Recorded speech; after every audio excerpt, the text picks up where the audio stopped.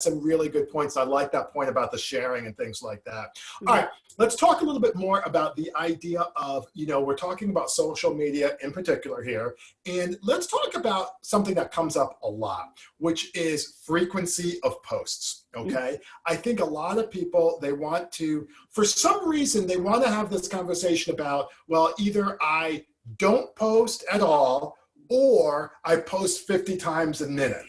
And there's nothing in between. Yeah, and I'm trying to explain to people, and I'll certainly hear your take. I'd love to hear, but like I try to explain to people that posting is not like a faucet.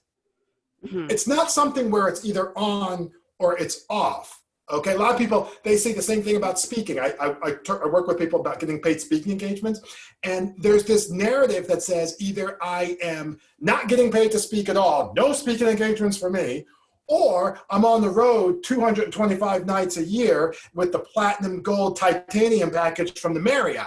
And it's like, no, there's perfectly good things right there in the middle. In the sweet spot, Yes. Yeah, so give us your take on posting and frequency. We've talked about the what. Let's talk about the how often, if you don't mind, what your take is on that. This is such a great conversation because it is kind of like your all or nothing mentality around it. But really what it comes down to is consistency, whatever that consistency looks like for you. I mean, for me to post 3 times a day, I can't keep up with that. And I know that. Right. I'd be exhausted. I'd be trying to, scrape for content.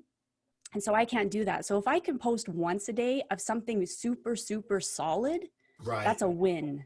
That's a big, big win. And if I can keep that going consistently, awesome. If it turns out that maybe you can't, it's just not in your bandwidth at the moment to post every day, then once a week, but do it consistently. Maybe it's twice a week, but you're doing it consistently. There are sweet spots and you have to find what's good for you. Right. And then if it gets really crazy, and this is the other thing about social media is you don't have to be on all the places. Nope. Right? If you're not a Twitter fan, don't do Twitter. If you don't like Instagram, don't do it because you're not going to put your heart and soul into it. That's right. Yeah, right. That's exactly right. Start with one that you're good at, or start with one that you like, get good at it, and then you can layer things on. That's right. That's exactly right. Yeah, and I know you understand this wholeheartedly, Brian, because of how I see you work on LinkedIn. And it's when you can get good at one, then you can layer on the other and layer on as you get consistent and competent, and you can feel that there's a good flow. And if it turns out that you need to, eventually have someone help you with that, great. There's awesome scheduling tools you can use. So you can have content scheduled for a week in advance. Right. So it's just a matter of finding your consistency time. If it's once a day, awesome. If it's once a week, awesome. Just do it consistently. And that's the key.